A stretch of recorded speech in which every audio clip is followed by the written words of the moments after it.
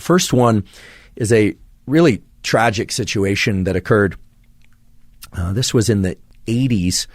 There was a outbreak of what looked like Parkinsonian symptoms in a young population. So many of you have heard of Parkinson's disease. Parkinson's disease is a disease in which people initially start to quake, can't generate smooth movements. They'll have issues with speech, sometimes cognition as well.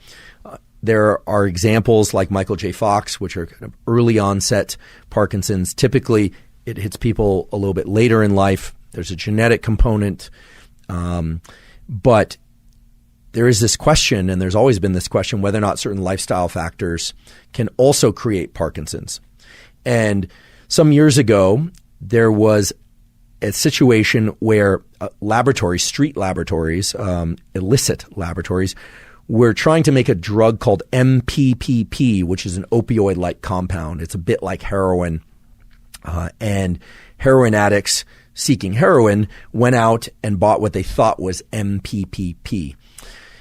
Unfortunately, it was not MPPP. I mean, it would have been tragic if it was anyway because they were drug addicts, but what they ended up taking turned out to be a lot worse. What they ended up taking was MPTP,